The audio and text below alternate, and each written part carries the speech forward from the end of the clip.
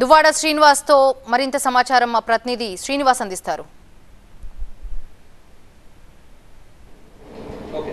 టెక్కల్లోని MLC Duvvada Srinivas నివాసం వద్ద ఉద్రిక్తత నెలకొంది.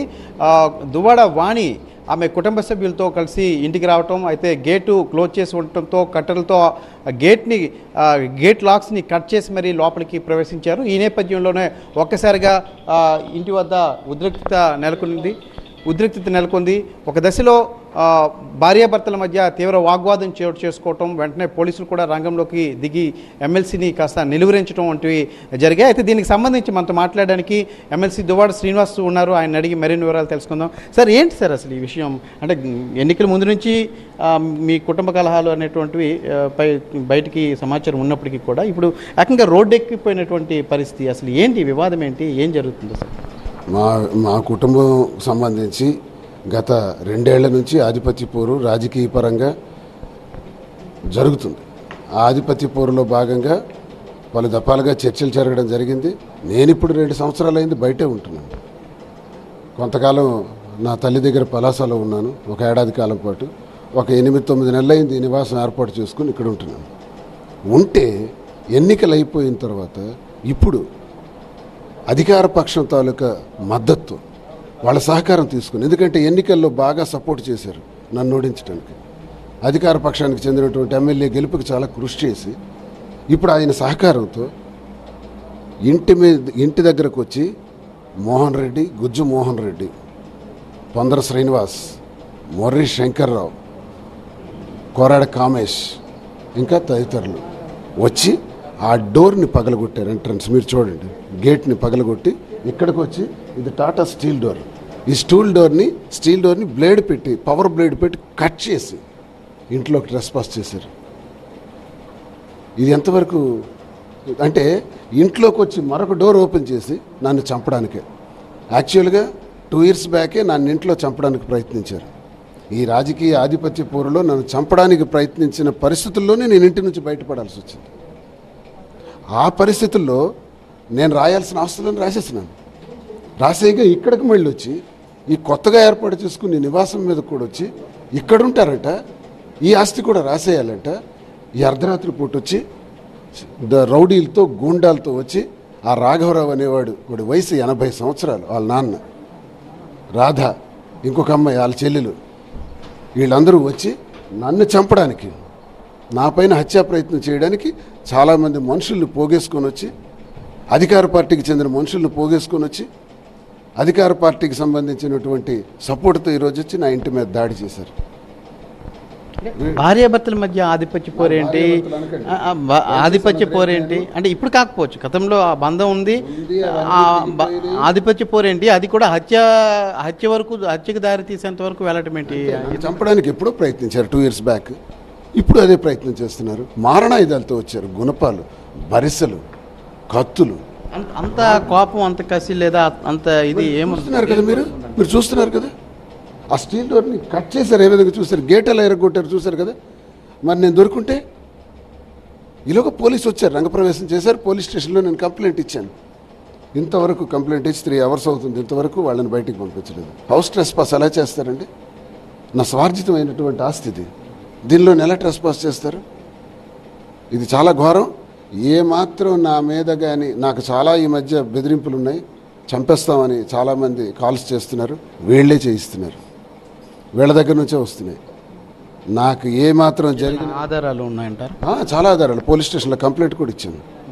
ఆల్రెడీ కంప్లైంట్ 2 times ఇచ్చాను. కంప్లైంట్ ఇచ్చారు, ఇలాగా థ్రెట్ ఉంది, నాకు కాల్స్ వస్తున్నాయి, బెదిరింపు కాల్స్ అని. కానీ వీళ్ళే అనడానికి ఏమైనా చూశారు కదా. ఇంతకన్నా ఏం ఆధారం కావాలి?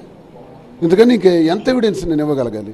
డైరెక్ట్గా వచ్చి నన్ను చంపడానికి మెయిన్ గేట్ ఎరగొట్టారు, మెయిన్ డోర్ ఎరగొట్టారు, మరో డోర్ తీసుకొని లోపలికి రాబోయారు. ఈలోగా పోలీసులు వచ్చారు. లేకపోతే మీరు అన్నమాట జరిగి ఉండేది. రేపు ప్రెస్ మీట్ పెడుతున్నాను, టోటల్ డీటెయిల్స్ ఇస్తాను. ఇప్పుడైతే నా మీద చంపడానికి వచ్చారు, హత్యాయత్నం చేయడానికి వచ్చారు. రక్షించమని పోలీస్ స్టేషన్ కంప్లైంట్ ఇచ్చాను. త్వరలో మా కౌన్సిల్ చైర్మన్ గారికి, స్పీకర్కి, గవర్నర్ గారికి కూడా కంప్లైంట్ ఇస్తాను. మా నాయకుడు శ్రీ వైఎస్ జగన్మోహన్ రెడ్డి గారి దృష్టిలో కూడా పెట్టడం జరిగింది. ఈ తీవ్రమైనటువంటి పరిణామాల్ని ప్రజలందరూ గమనిస్తున్నారు. నన్ను 2 సంవత్సరాలుగా వేధిస్తున్నారు. ఈరోజు కూడా చంపడానికి ప్రయత్నించారు. అంటే నిన్న ఇద్దరు మీ కుమార్తెలు రావటం గేటు నిన్న 2 వరకు కూడా ఉన్నారు, నిన్న రాత్రి 2 వరకు ఉన్నారు, గేటు తెరవలేదని చెప్పేసి ఇక్కడే నిరీక్షించినటువంటి పరిస్థితి. ఈరోజు తల్లి కూతుళ్ళు పెద్ద కుమార్తె ఆమె వచ్చారు, ఈరోజు కూడా గేటు తీయనటువంటి పరిస్థితి. తండ్రిగా మీకేమైనా అభ్యంతరం ఉందా వాళ్ళతో మాట్లాడడానికి కానీ వాళ్ళని గేట్ ఎందుకు తీయలేదు మీకు అర్థమైంది కదా. గేటు తీస్తే ఏ పరిణామాలు జరుగుతాయో చూశారు కదా మీరు. వాళ్ళు నా కూతురులా, అది నా పేరు చెప్పుకునే భార్య, పరమ శత్రువు, నీచురాలు, నికృష్టురాలు. ఏ జన్మలో పాపం చేశానో దాని మెడలో తాళి కట్టాను. నరకం చూపించింది 30 ఏళ్ళు నాకు. ఆ నరకం నుంచి ఇప్పుడే బయటపడి సంతోషంగా ఉన్నాను అనుకున్న టైంకి ఇటువంటి దాడులు చేస్తున్నారు. రౌడీ మూకలు నేసుకొని వచ్చి అధికార పార్టీ సహకారంతో చేస్తున్నారు.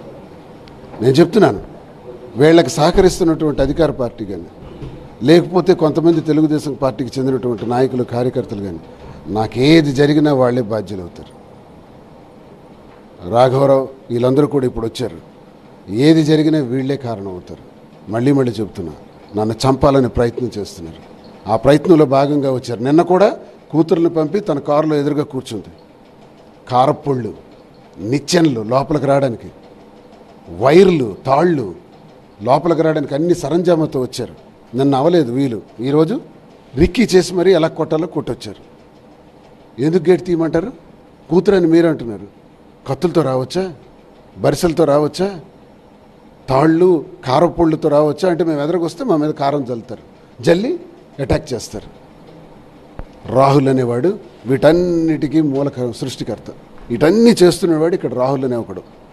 వీళ్ళందరూ పని చర్య తీసుకోమని నేను కంప్లైంట్ ఇచ్చాను. చూస్తాను సార్. ఇటీవల గన్ లైసెన్స్ కూడా అప్లై చేసినట్టున్నారు, అంటే థ్రెట్ ఉంది అని చెప్పేసి. నాకు ప్రాణం అనే నా ప్రాణానికి హాని ఉందండి. నాకు తెలుస్తుంది వీళ్ళు చంపడానికి చాలా సీవియర్గా అతి తక్కువ రోజుల్లోనే చంపేయడానికి చూస్తున్నారు. ఇంటి నుంచి బయట వరకు చాలామంది ఉన్నారు. అందుకే నాకు వెపన్ ఇవ్వమని ఎస్పీ గారికి అడిగి 2 నెలలు అయింది. ఈ రోజు వరకు ఇవ్వలేదు. నిన్న రిపీటెడ్గా సెకండ్ లెటర్ కూడా ఇచ్చాను. ఒకవేళ నా వెపన్ లైసెన్స్ నేను ఎందుకు అడుగుతున్నానంటే నా స్వీయ రక్షణ కోసం. ఇటువంటి పరిస్థితులు వచ్చి గేటు విరగొట్టి డోర్ కట్ చేసి లోపలికి వచ్చి నన్ను చంపేస్తే, చంపడానికి వచ్చారు ఆయుధాలతో, మరి చంపేసేటప్పుడు నన్ను నేను కాపాడుకోవడానికి నేను గన్ లైసెన్స్ అడిగాను, ఇవ్వకపోతే కోర్టుకు వెళ్తాను.